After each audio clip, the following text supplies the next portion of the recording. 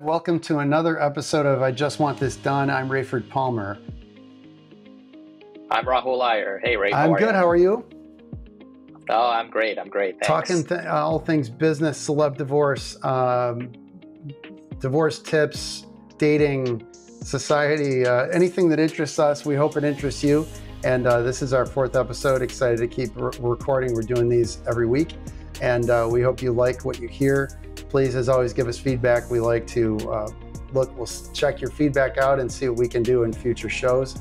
And so we appreciate it. So on what we've got up today is a juicy combination of dating stuff, celebrity divorce stuff, some good stuff about some trends going on, and also talking some material things about divorce. In this case, we're going to talk about cost-benefit analysis in divorce, something I talk about in my book. But first, let's talk about cool stuff. First, call it the chaotic singles party. This was, I love the My First Million podcast. We love it on this show. So shout out to Sean and Sam, My First Million podcast. It's great. Rahul and I love it. And so Sean and the pod that just dropped, I don't know what episode number, but he mentioned this. So I dug into it. I thought it was really interesting. And the chaos singles party, this person's, it's a great story. And the website, we got the website and all that in the show notes, but this person's name's Cassidy, and she started what she calls the chaotic singles party. And it was an idea. She went viral on TikTok with it. And the story is that last Valentine's Day, she had nothing going on. And she asked some friends to get some dates lined up on like Tinder or whatever, on a dating app, basically. And she had them all come over with these first dates to her place for Valentine's for a party. So that's the chaotic part, is it's all first dates and nobody knows anybody and they all show up. And so the video she did on TikTok went viral, I guess. And then she did it again. It kind of grew. And then she started a business based on it. So now she's hosting these in other cities. And on the website, it shows that August 11th, there's a party in Chicago. Shout out. It's going to happen at Recess, August 11th. It's on their site. If you want to get involved, you can check out the website. We'll have the link in the notes. Hopefully it'll be in time. I don't know that it will. But August 18th, LA, September 15th, LA, September 22nd, Miami. So she's doing these all over the place. And it's clearly taking off. Interesting story. And it's a cool idea. And I think what it tells us is, you and I have talked about dating apps and dating trends and stuff in previous shows, and we'll keep doing that. But people are looking for human connection, and these apps and the so-called social media that I call anti-social media, people are craving seeing each other in person, and they want to get together, and people like a party. And this is sort of proof that people are hungry for this kind of thing. And the fun thing about the chaos singles party is, you might not click with the person that invited you, but you might meet 3 other people at this party that you like, or something might work out. And you're going to some cool place, in the city or whatever. That's awesome. And you can replicate this on a small scale in your town. So I just thought it was interesting. I thought it was funny. I think that's really, really cool. And I think what that also tells you, you're absolutely right. I think people are craving this human interaction, and they're looking for reasons, especially post-pandemic, to go out and do something because they were all cooped up. And a lot of these people who are probably on these apps, the target market for these, are probably younger people. I say that, probably just new in their careers, 20 to 30s, probably age group. And so I think that's what they're looking for, is a cool experience, and they know they'll get a nice story out of it one way or the other. And whether you meet somebody in a romantic fashion or not, you definitely can meet other people who you can make, friends, be friends with. Right. And I think it gives a lot. And I think also what this is very interesting, I was thinking about when you mentioned this, was it really shows you that there's little business opportunities everywhere. Yeah. Like, what a cool, little niche that nobody thought about, but it's now blowing up. She's really getting to travel the country here, all cool cities, Chicago, where we are, great city in the summer, LA, Miami, on a business dime. So I think this really tells you that it's sort of tons of business opportunities, and it's not that oversaturated yet. Right. And people are looking for something new and interesting. And it riffs on this idea of this. Nick Gray has this book, The 2 Hour Cocktail Party, that recently grabbed because I heard about this guy. He's on Twitter, and Nick, he was new in the basic story is he was new in his city. It might have been New York, I don't know, but he didn't know anybody, so he kind of created a way to have a party so he could meet people, and he eventually kind of refined this, and he talks about how to have sort of the ideal cocktail party to meet people, and the process is explained in the book. And this person who did Chaotic Singles Party is kind of riffing on this. I don't know if she even knows about this, but it's again that craving for human interaction. There's nothing new about people liking to get together for a party, but it's interesting how this is. This is a best-selling book that's out here now. This thing is catching fire, and really interesting. I was a social chairman in my fraternity 2 years in a row in college, and the one thing, my piece of party advice to everybody out there is always have it be packed. Like, don't have a room that's too big. It can't be too busy, but it also can't be empty, because what happens is what I call the fifth grade dance effect. Everybody glues to the walls and nobody talks to anybody. Humans like to be together in a group, so you have to kind of force them into a space where people gravitate to the small room. If you've had a party in a house, for some reason, everybody goes in the kitchen and they all stand around. And that's because they like to be in a smaller space. So one thing I learned was never get a space that's too big for your party. And so there's my party advice, unsolicited or free of charge, by the way. The whole podcast is free. By the way, this is our deal for our, we'll call you our clients of our podcast. So this is free of charge. We're not charging you to do this. And Rahul and I put in a lot of time each week getting the show together, getting topics together, and doing the show for you. And then it gets edited and all this stuff, and then we distribute it. And it doesn't cost you anything. All we ask is that you like, share, subscribe, YouTube, Spotify, Apple Podcasts. Just give us a review and share it so people know about it. Or if you see our clips on social and you have the links, you can go to our social media and just share that stuff so other people can see the show. That's all we ask. Easy peasy. So, hey, moving along, I thought that was fun to talk about. And then also, Sean was full of mojo in the last show. And one other thing he mentioned that I thought was worth talking about was that he had talked about Date Me Google Docs. And I didn't know what the heck this was. So it turns out that, and I did some searching, there's a New York Times article, and it's only from August 2nd. And a Cosmo article, August 7th, about Date Me Docs. So this, we're going to have all the links in the show notes, but Date Me Docs are the new way to meet people, and we don't hate it. Could a CV approach help you find your match? This is Emily Lavinia. I'm not sure I'm pronouncing it right. And that's on cosmopolitan.com. And she talks about how this is like this new trend, I guess, is people posting a Google Doc that's kind of like the instruction manual to them in terms of like what their likes are, what their values are, what they're interested in, some pictures of them. And the idea is it's interesting how water sort of seeks its own level. And I think what people are missing in the dating apps, and we just talked about the importance of meeting people in person, because photos and all that stuff are fine, but there's no substitute for meeting somebody live. And that's what these parties are all about and why they're probably catching on. But with the dating doc, what is everybody missing in the dating apps? It's all photos, and it's curated pictures, and it's 3 lines or a witty paragraph that somebody's curated. And it doesn't really tell you a lot about the person. It's like, I like long walks on the beach. I like to surf. Maybe the person surfed once. And, I'm a fun-loving guy, blah, blah, blah. And I'm a, whatever. I love pizza and I like watching The Office, right? And it doesn't tell you anything. And so I think this is a reaction where people are saying some of these people have multi-page, super detailed things with what they want to do with children and the future and their plans. And maybe some of that's too much. But it shows there is a desire out there, at least among some people, for kind of putting it all out there. And people can then read this stuff and decide, do I want to sign up for this?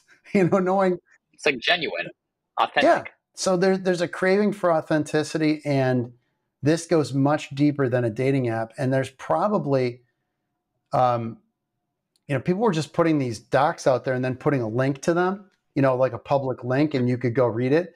But then there's some, I read about, and Sean mentioned, some dude had an index. It was like collecting an index of the people's names and the links in one place. Well, here's a business opportunity for somebody to build a website built around this where they could host the docs. And clearly there's a desire there for deeper connection, for people to be putting more information out there rather than less.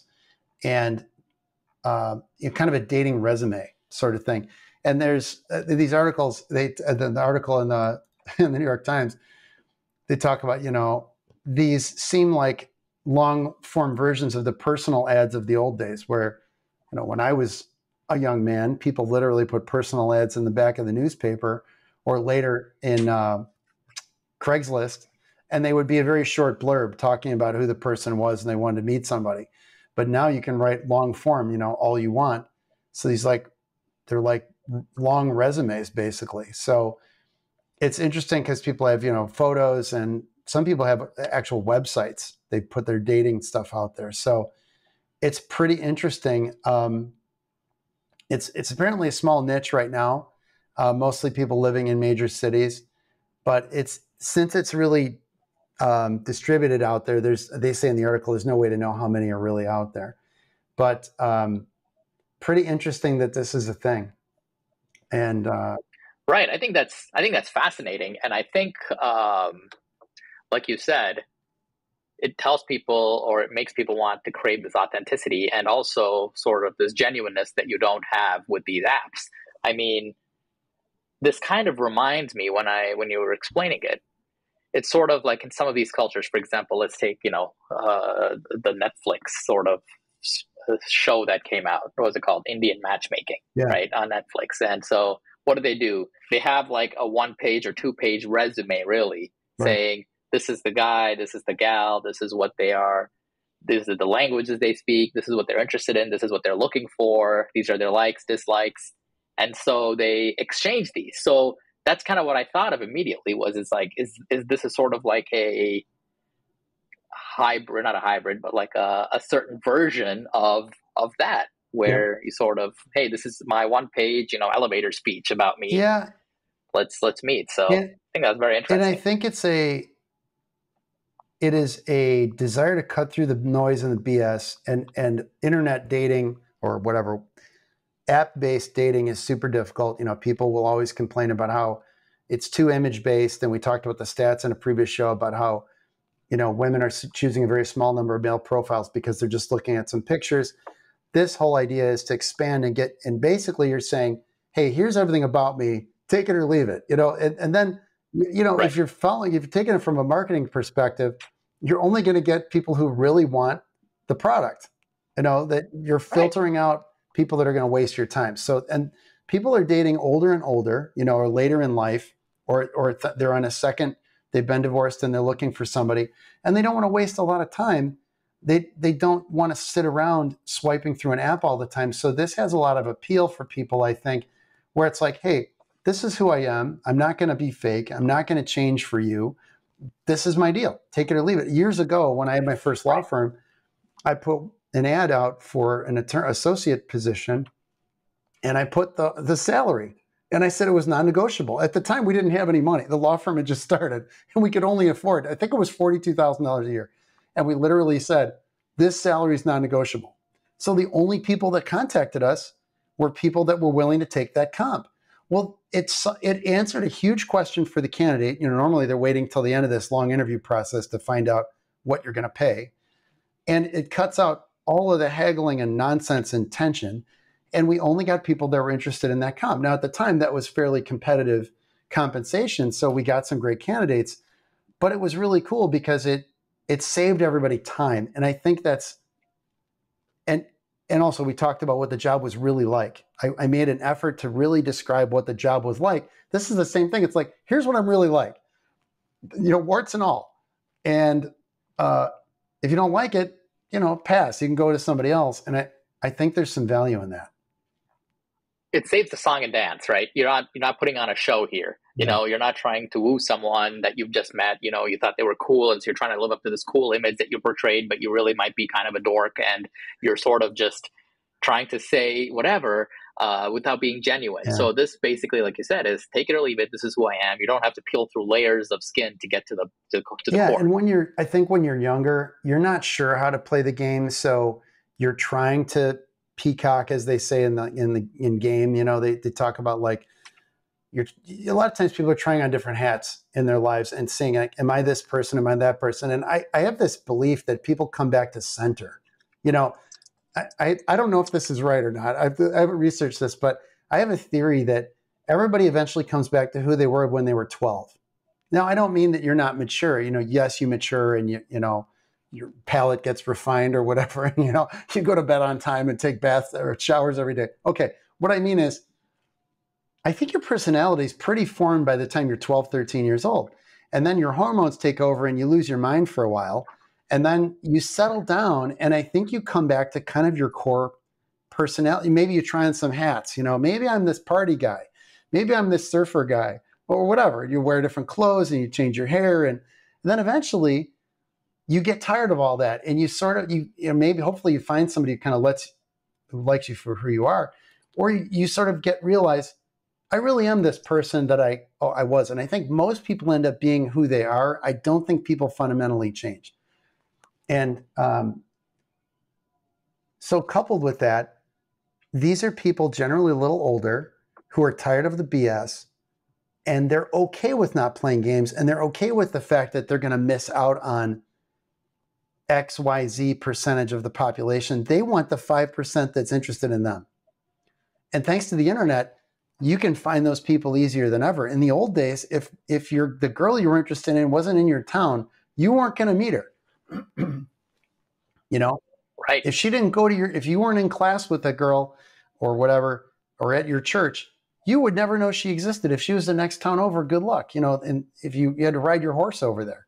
So it's pretty interesting now with the internet. We have a long tail, not only in marketing and in business, but in dating. There's somebody for everybody out there, ladies and gentlemen. I do believe there is not one perfect person for you. There's a group of perfect people, because people do tend to adapt a little bit to each other. And it's a range of people that are good for you. So, which follows something we're going to talk about, cost-benefit analysis later. It meshes. I guess I'm coming up with a unified theory of everything. Okay. I think that's interesting, yeah. So, okay, a couple more things. Moving on from this. This is turning to something a little less fun, but interesting to know. There's an article I came across in Yahoo Lifestyle. And by the way, Yahoo has a lot of good articles about marriage, lifestyle. A couple of my things have been published on Yahoo, Yahoo Life, Yahoo Finance. So I thought Yahoo was dead a million years ago. They are not. They're really got a lot of fresh content coming out. And so this article is why some parents wait until their kids graduate high school to divorce. And we see this all the time in our business. Most of our clients, I would say, who are divorcing, have kids that are high school, just starting college, high school age, right around that ballpark. And this article talks about how there seems to be a trend. One person said, when my daughter turned 18, I'd be free. This person says they're married 24 years, 2 kids, and after graduation, they ended their marriage. The article goes on to say, while the majority of divorces happen during the first 14 years of marriage, divorce for those over 50 have doubled since the 90s. What they call the general rate of divorce has declined, but the rate of post-child rearing divorces has increased. Certainly, anecdotally, I can say we see that all the time. We see far fewer divorces with the 3-year, 5, 6 year. That does happen, but the ones that seem to be the most common are 2 kids, 2 cars, 2 jobs, 2 houses, 2 401ks, or whatever, or a business. And it's, people will say, they'll maybe have a consultation with us and they'll say, I'm thinking about it, but I want to wait till my kid goes to college. I don't want to do this to them while while they're younger, and people will say that they've waited for years for their kids to get older. And it seems to be a trend, certainly, that I've seen and we've seen in our firm. And it's, I think people feel like they've accomplished their mission in raising their children, but then at some point they can't stand it anymore, and that they get them launched to college and they figure, I'm done. I can't be in this marriage anymore. And they try to get one or two kids certainly out of grade school and out of college, So at these break points, we tend to see a lot of divorces where a kid's graduating high school or a kid's graduating 8th grade. And I don't know what drives it all. I mean, we're not here doing research or anything, but the psychologists do say, and they quote in this article, one person they've talked about, this marriage therapist said, there are situations where waiting is actually more harmful than getting the divorce. And I know when I was getting my divorce, my counselor said, if you're unhappy, the kids actually can read that. And, staying married, if you're not believing in the marriage, is not honest to your family or your spouse or anything. So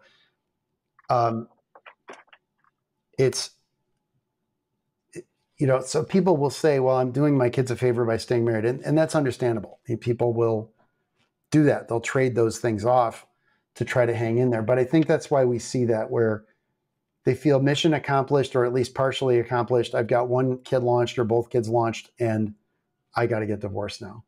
So, have you seen that in the work you're doing?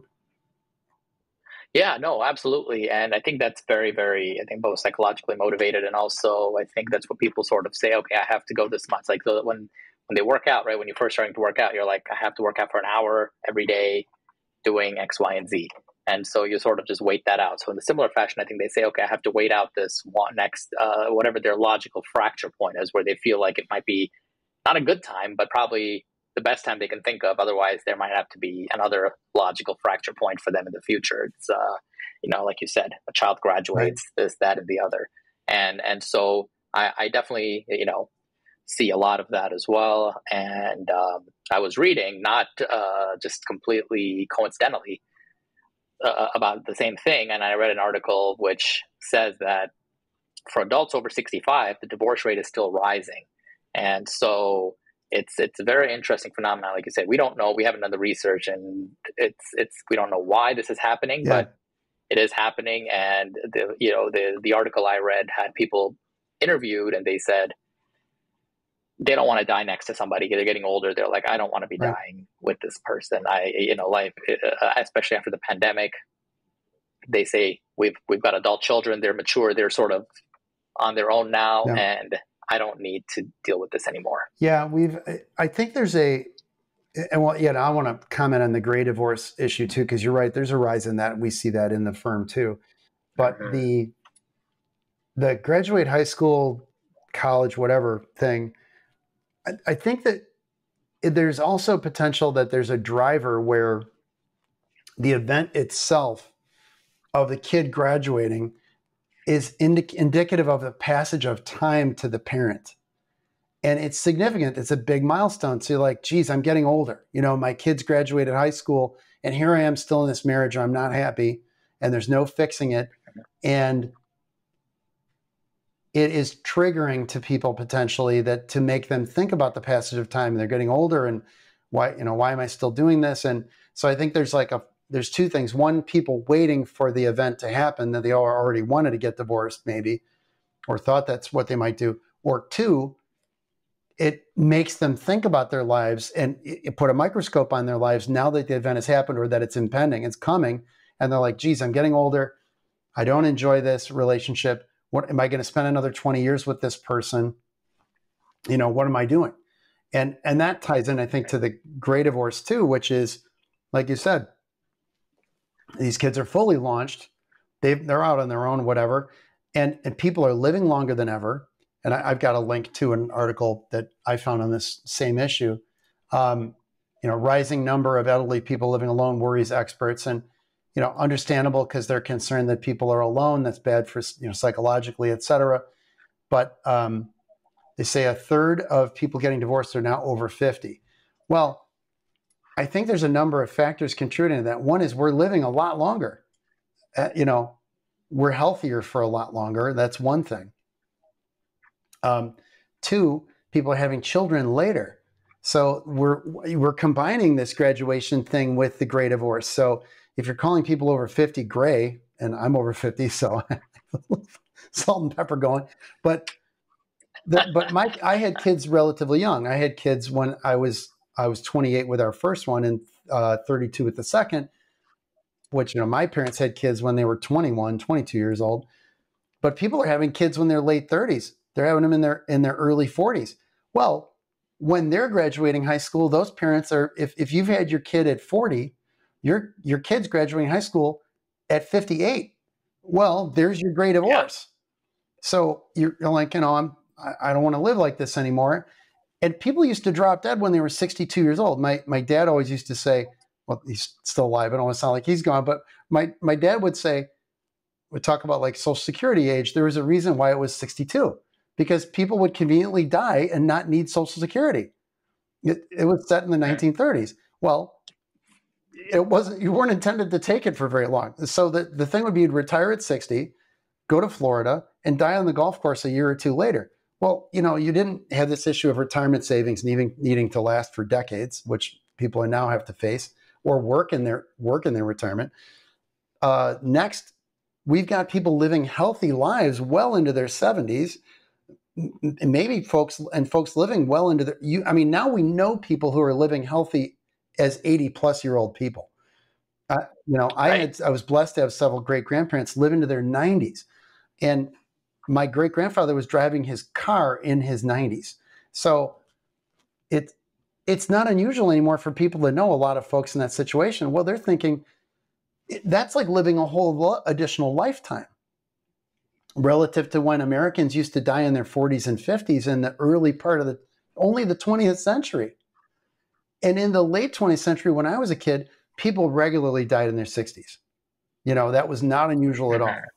And now we think that sounds kind of young to us now, that somebody died in their 60s, like, especially, trust me, as you get in your 50s, like, well, that's too early. That's way too young.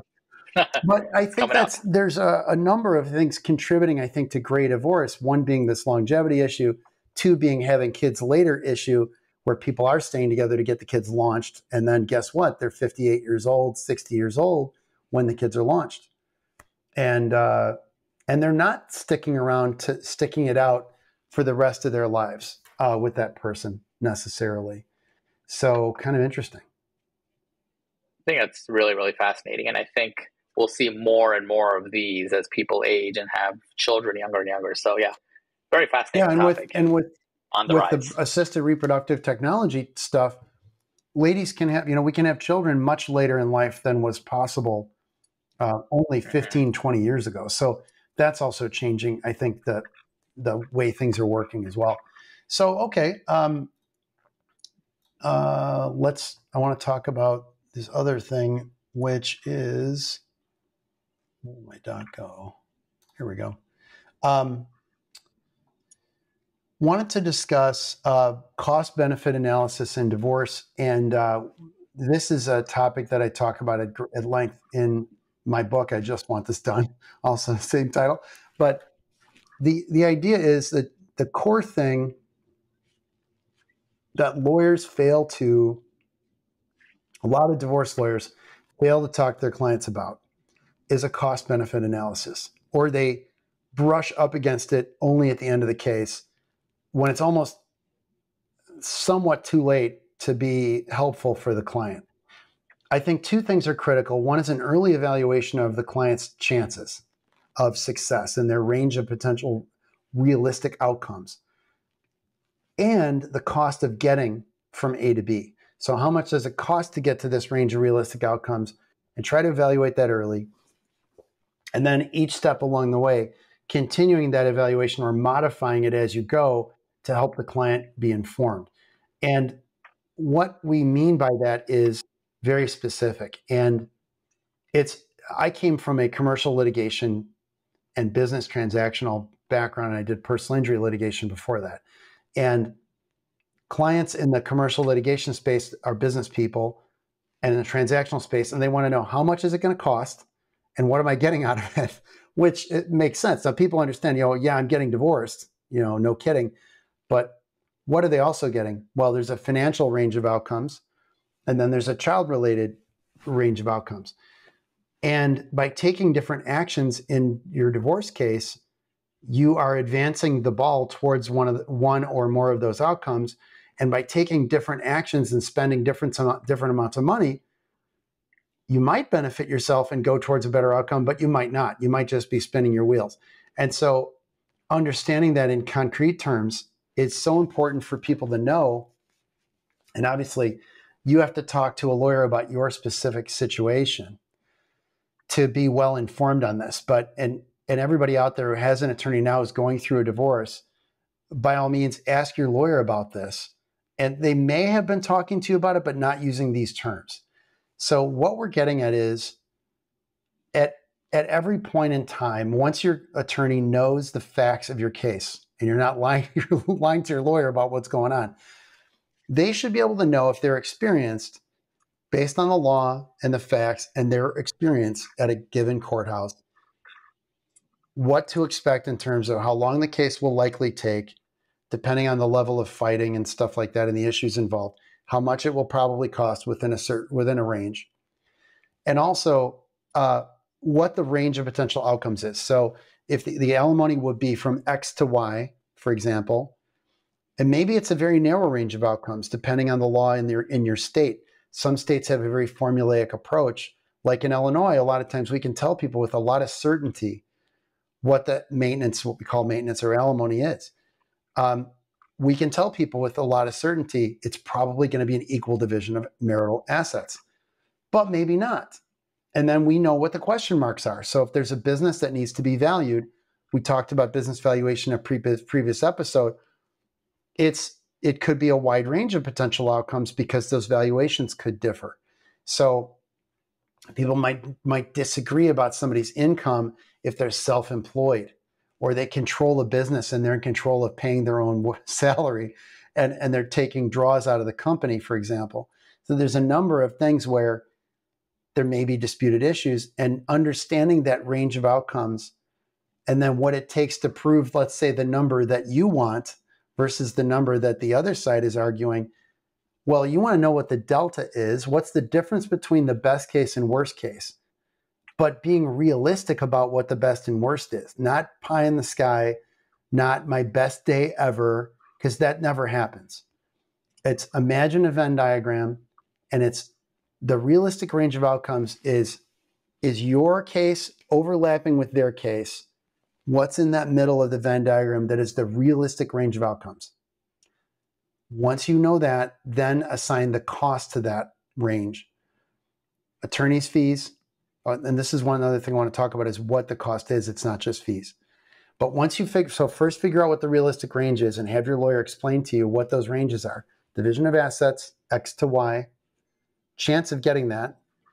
Next is, what's my support structure, whether I'm paying it or I'm getting it, what's my range, time, how long am I paying, how much is it going to be, and what's the range, what's my potential upside or downside, could it increase over time, what's the best, what's the worst, again, be realistic.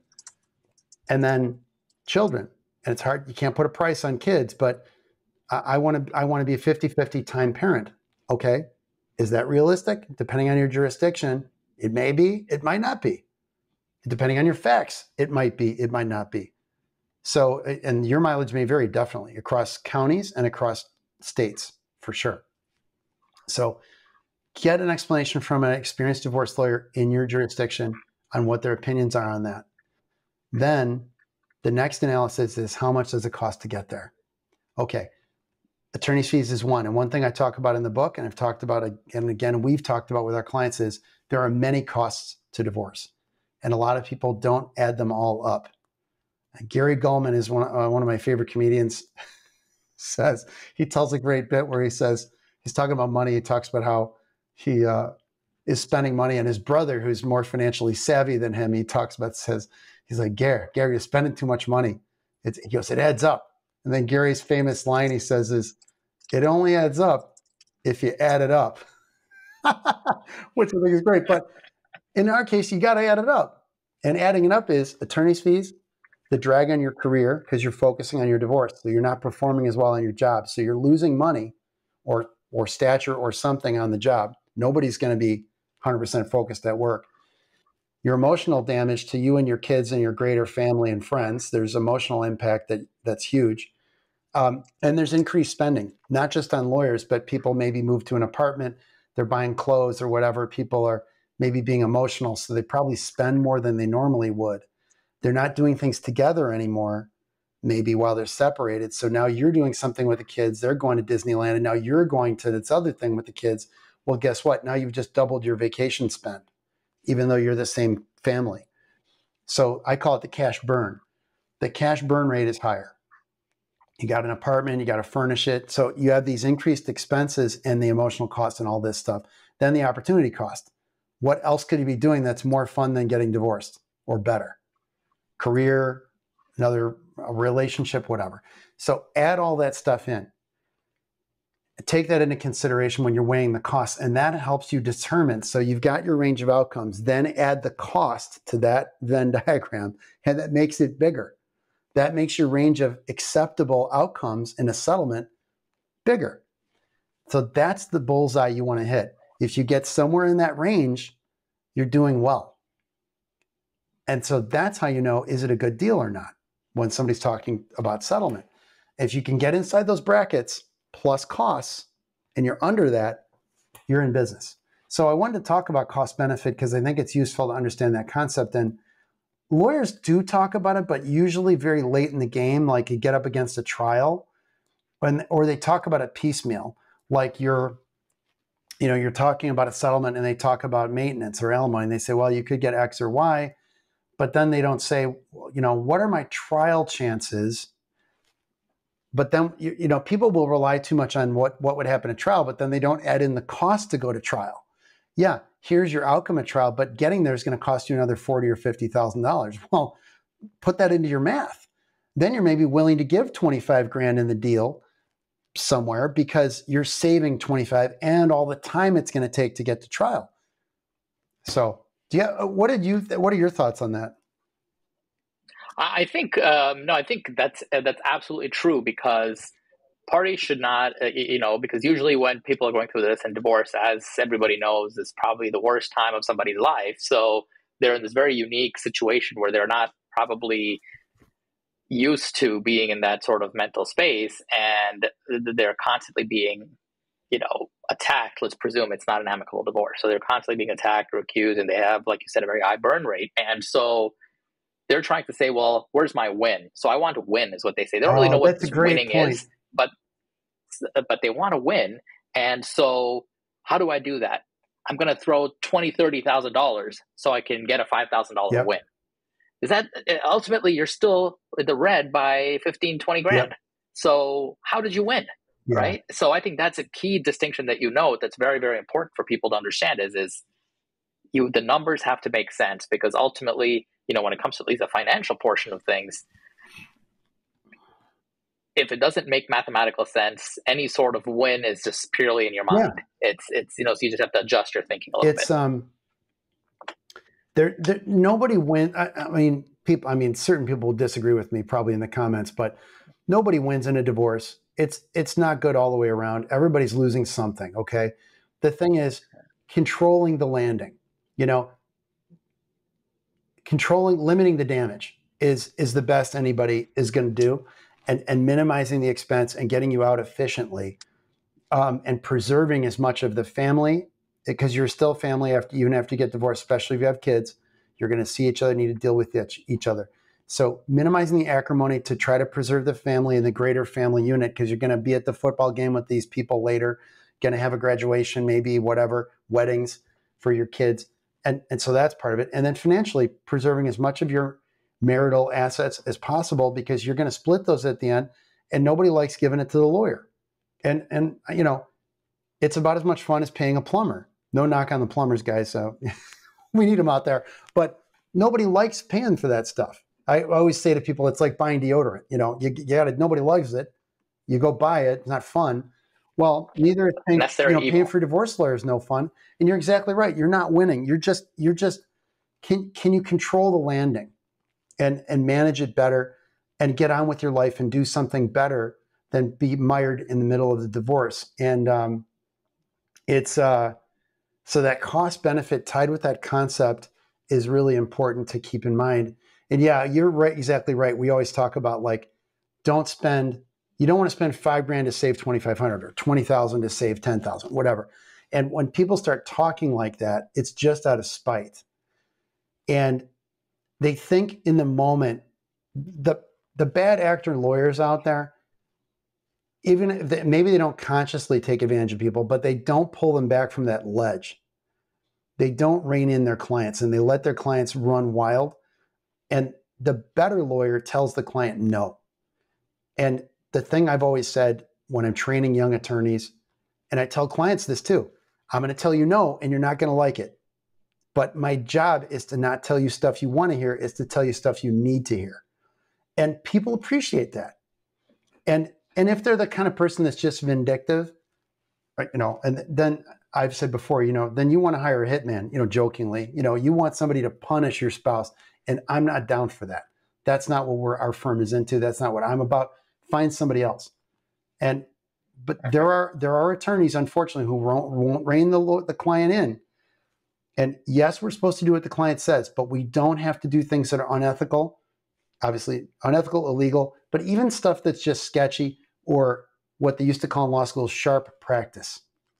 I don't believe in that, and we don't believe in that. So, with a lot of good lawyers out there agree with us and don't do that. So but a lot of lawyers don't coach their clients properly and say, hey, you're going to feel good in the moment because you're going to feel punitive, like you're smacking the other person with this motion or whatever, taking the boyfriend's deposition when it isn't necessary just to embarrass them. It's going to feel good in the moment. And then they're going to get the lawyer's bill and spend a bunch of money on this thing that ultimately doesn't advance the ball. And the thing we always say to our clients is this getting you more divorced? And they kind of chuckle. And the idea is this getting the case done? There's a reason why the book's called I Just Want This Done. That's why the show's called it. Ultimately, people want it done. At some point, everybody in their case eventually says, I just want this done. Just get me out of here. And are you getting more divorced? And you're exactly right, Rahul. It's like, with cost benefit, are you getting more divorced, or are you just spinning your wheels? And that's, so if you're out there, you've got an attorney or you're looking for a lawyer, you can't hire us, unfortunately, meaning maybe you're in another jurisdiction. Talk to your lawyer about cost benefit. Tell them to be straight with you, and they will be. When you're going to be the ideal client, telling them you're engaged, you're interested, you're not trying to be vindictive, you want to get this done efficiently. Yes, you want the best outcome for yourself. But there's a happy place in most cases. There are some exceptions always. So for example, abuse, neglect. Yes, you want the win, meaning I can't have my ex-spouse anywhere near these kids. Okay, that's an edge case. The majority of cases, it's like a joint custody situation and people aren't really fighting much. And it's just what days of the week are you with the kid versus the other person. And who gets the vacations and that kind of stuff. We're not talking about the edge cases. You have no choice. Those are easy. So when the client says, look, he's an abuser, he's physically abused the children, I can't have him, I need supervised visitation and all that. Yeah, you got to go all in. It's worth all the money in the world.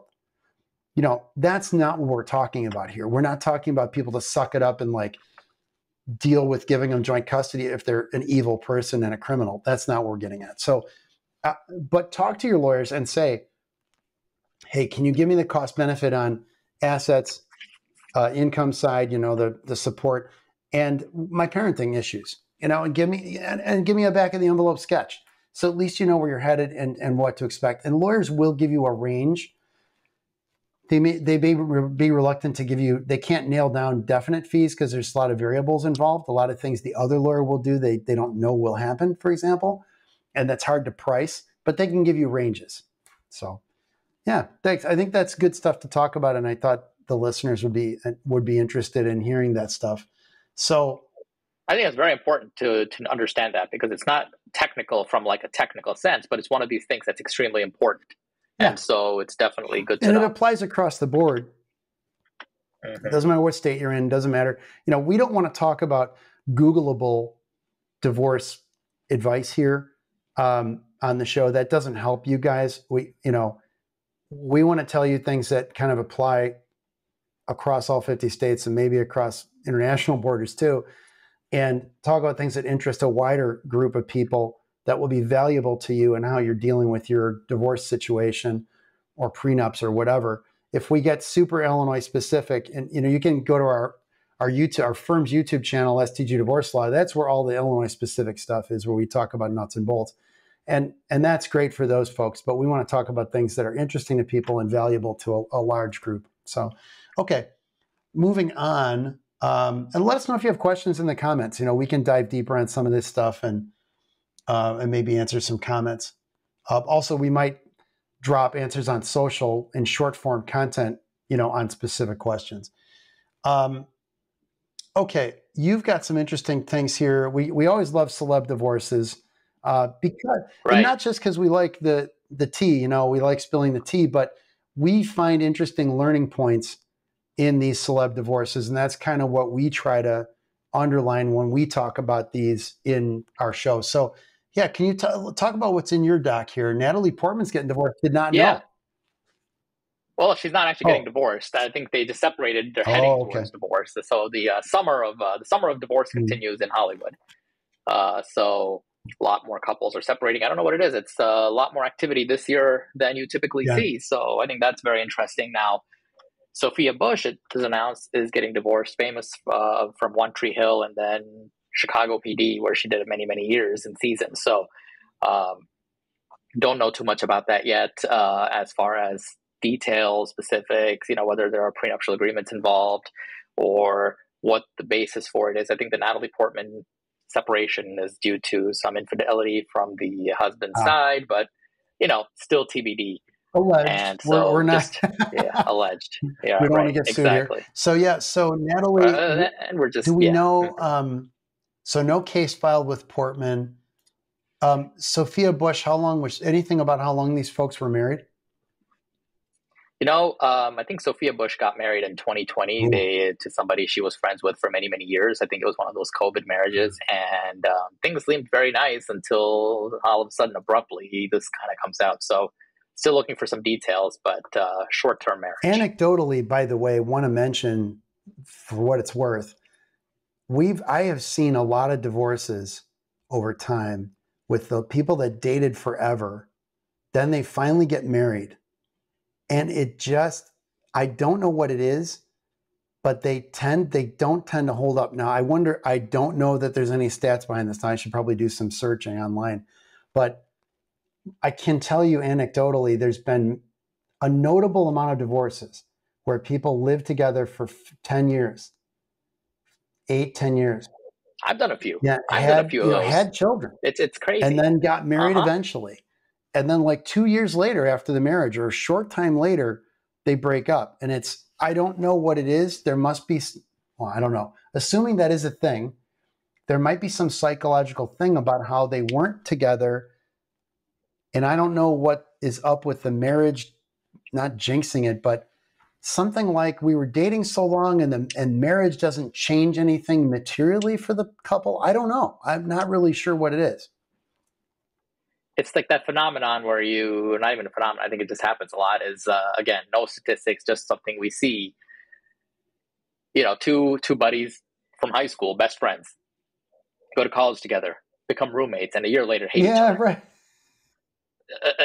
Why? They were best friends growing up from childhood onward, and then they're, inseparable, but then when they start living together, it sort of just fractures. And so, again, no idea why, but that's kind of what that reminds me of is that anecdote. It's just that and maybe an overexposure, maybe just the dynamics change psychologically. Well, it's like if you're going to get married, about it in the first year or two, in my opinion.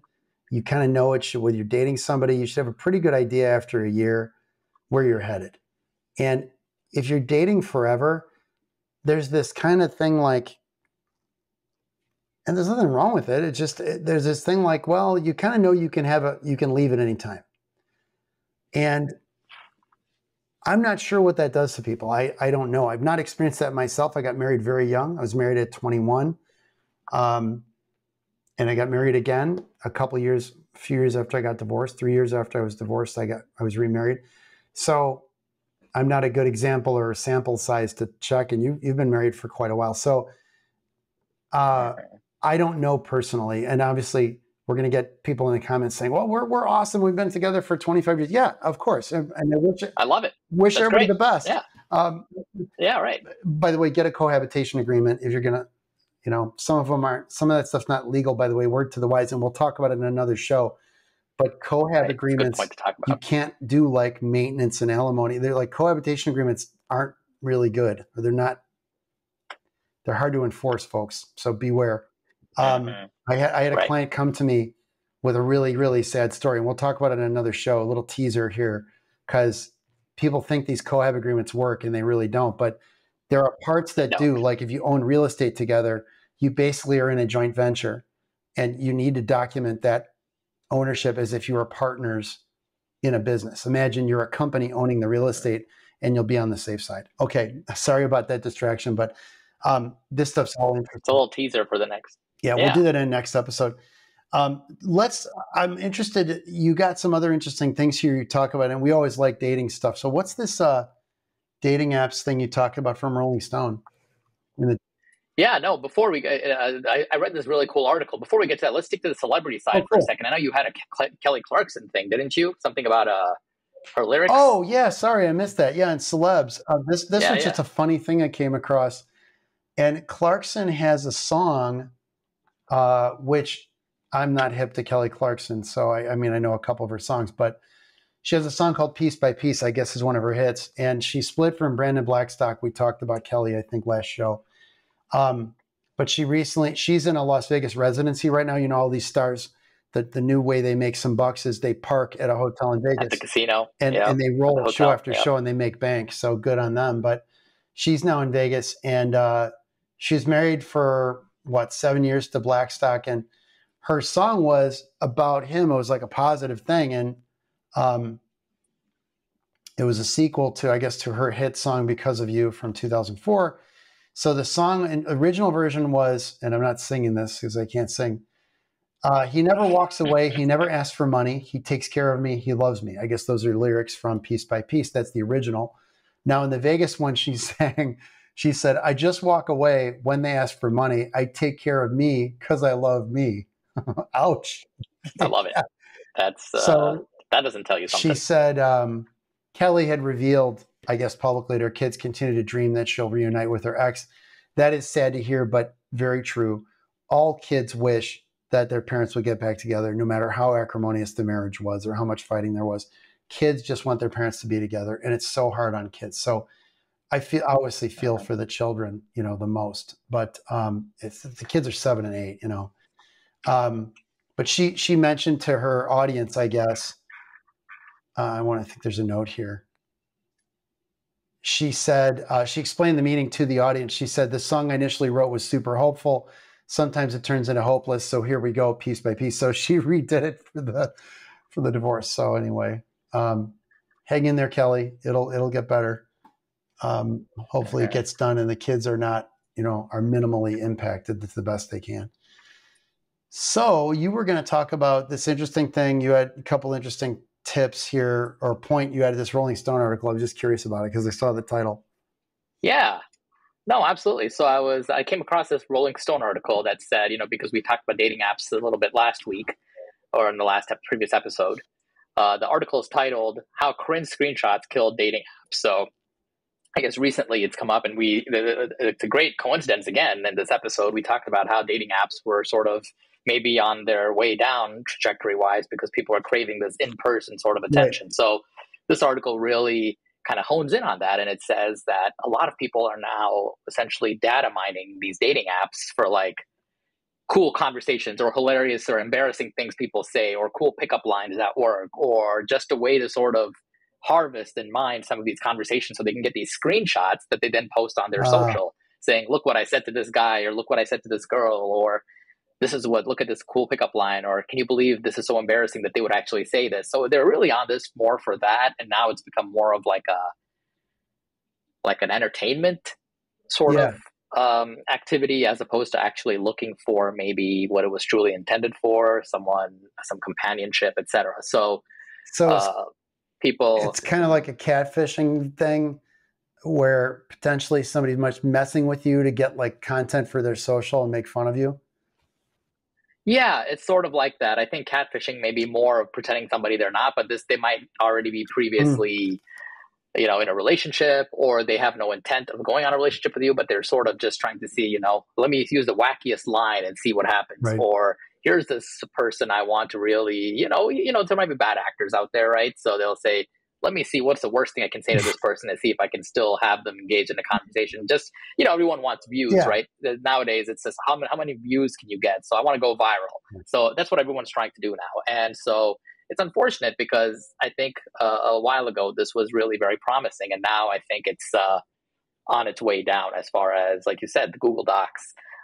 People are trying to go back to meeting people organically in sort of this chaos or chaotic party. I mean, so there's other avenues now. They're looking for authenticity and they don't want to waste their time. And so I think there's no substitute for an in-person meeting with somebody. And, after a minimal amount of, I think one of the advantages of these docs is, hey, or maybe a very detailed profile on one of the apps is, hey, you kind of know the gist about me and you know enough that you would normally answer in a bunch of texting. So cut to the chase. You either want to meet me for coffee or you don't. I mean, after you've seen a few pictures, maybe you FaceTime somebody to see that they're real. And either you want to get together for coffee or a drink somewhere or not. And instead of extended texting and screwing around with somebody. So, yeah, it's interesting. So that's funny. So I thought that was pretty interesting. So there's like a trend on that. Yeah, there's a guy I follow on TikTok whose thing is he slides into DMs of famous people and he tries to get them to like go on a date with them. And he says hilarious. Oh, cool. And his lines are cheesy basically. And he just tries to get a rise out of them. And some of them are, the responses, some of these celebs are really on their game and they smoke him with like their answers are great. And this guy's funny because he doesn't mind humiliating himself. So he puts stuff out there, and then the celebrity will like shoot him down with some pretty clever lines, and he posts it all on his TikTok. It's kind of entertaining. So yeah, I think that's hilarious. I have to find that. Yeah, that sounds fascinating. So you were talking also. What's this? So I had something else. Yeah, what's this other thing about AI? Because we always love talking about AI on the show. Right. So I read this article. Titled in the Daily Mail, woman 37 decides to divorce her husband and move in with her lover because AI bot ChatGPT told her. Great. So there's a gist of it is really 37-year-old was having an affair with someone else while she was married. And so what she really did was she goes on ChatGPT and she says, she asked the AI to essentially create a quote unquote fairy tale ending to this affair and what will be the best outcome. And she said, and I quote, she told this article, the publication, I essentially asked the app to write me a story based on my current situation and what the person in the story should do in a failing marriage while experiencing the excitement of the affair I have been having. And so this so then this chat, and then they post a screenshot of the actual conversation. I'm not going to read it all; it's kind of lengthy, but it's very interesting. And ultimately, it says it's important to be honest with yourself and to consider the well-being of all parties involved. And then she said it was it's great because it told me how I actually felt in the situation, and it picked up on my dilemma and that I should consider my own happiness before. And so it's eerie that this robot or this AI is capable of this sort of empathy, I guess is what she was saying. I think it's just been trained on it. This really is what it is, because it's sort of, this is what it's done. So then she said, that's all I needed. It gave me the little push and the impetus I needed to make the jump and leave the relationship. Yeah, it's gobbled up a bunch of like cheap romance novels somewhere too. And exactly, it's in the mix master. And I'm sure the ChatGPT terms of service do not cover psychiatric or psychological and relationship counseling advice. Right, exactly. That was probably not the use case when they first had it, is to help people through their relationship No, I problems. wonder But I thought that was if she fascinating. really knew how GPT worked. I'm not sure she'd be so confident in the advice The outputs. from the algorithm. It's like it reminded me of that attorney who copied all the false citations. That's right. You know, the same thing, right? The cases all look yeah. legit till you scratch the surface. It turned out it was all BS. Exactly. By the way, there's been another incident of that in another court where a lawyer did their legal research using GPT, and it was after the other incident, which is amazing. So word to the wise, if you're a lawyer out there, GPT is not a legal research tool. It does not do it. It will BS the cases. It'll make up case names that sound legit. It will make up case numbers that sound legit, and it will make up holdings that sound legit, all of which is a mix master. If you imagine everything shoved in a garbage disposal, and it's the output from the garbage disposal spit back up to you. And it's nonsense. Exactly. It's total nonsense. Mm-hmm. So anyway, now. So word to the wise. Yeah, word to the wise. You had some concrete tips about LGBTQ that I thought would be valuable to discuss too. Yeah, absolutely. So there's some general tips. You know, as family law attorneys, we always deal with a ton of different types of circumstances. I know previously we talked about IVF and those issues with surrogacy. Right. Similarly, you know, I came across this and I thought it would be very interesting to share is a family lawyer's tips. And this is a publication, so these are not my tips, but these are tips I would certainly espouse, and I, you know, give it a thumbs up insofar that tips for LGBTQ plus couples considering divorce with kids. So we'll have a link again in the show notes, but really just have a lot of different pointers.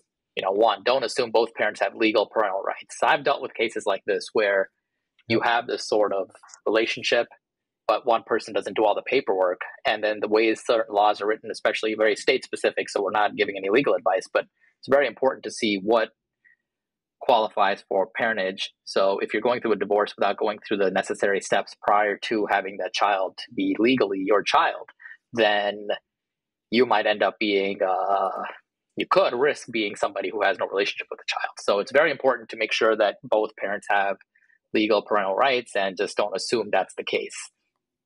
You have to make sure you understand how child support works and this is just for everybody too, but you want to make sure that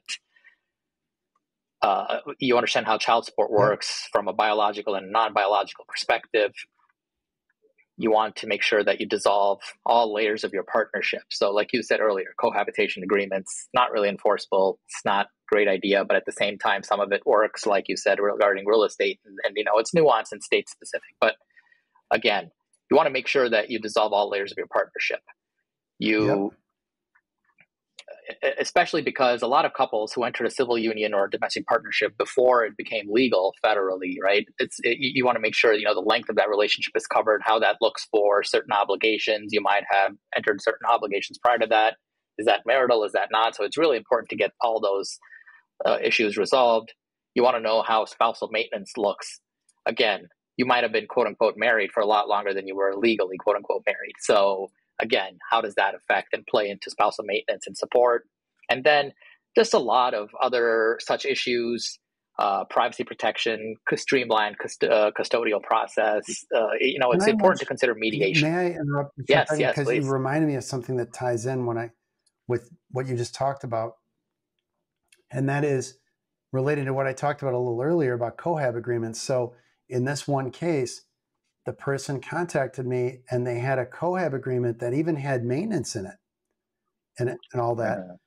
And, you know, a large portion of it unenforceable. But here's the real bummer was they got married, but they didn't create a prenup. That this thing predated the marriage and wasn't connected to the marriage. It was from way before. And all the person would have needed to do was get it in a form of a prenup And and the potential client said to me, the thing that was upsetting to the person was the spouse would have signed it with those terms back when they got married. They'd been together for several years. Then when marriage was legal, they got legally married. And now, they didn't get this thing formalized. And so, word to the wise, if you're in that type of relationship, get it, document it, be careful. Talk to a lawyer before the marriage to make sure you've nailed everything down properly, to be careful and be on the safe. Right, absolutely. And someone might say, why can't you just use the cohab agreement as a prenup, right? Well, because you need to go through certain formalities, and the consideration is extremely important in contemplation of marriage. And so you can't just say, oh, the cohab agreement was a prenuptial agreement, because it just, unfortunately, legally doesn't work that way. And that thing was like 10 years before. It was a long time they were together before they got married. So, yeah. But so can you... So those were good tips. Yeah, thank you. So and was there anything else on that issue? No, I think that was it. I just wanted to kind of run through a few tips that I thought were very both helpful and also, I think, interesting. Awesome. Well, thank you. Well, that's great. Well, thanks, everybody. Yeah. Like, share, follow for more. As always, we're here trying to drop a new show every week, and we appreciate you. That's the pod. Thanks.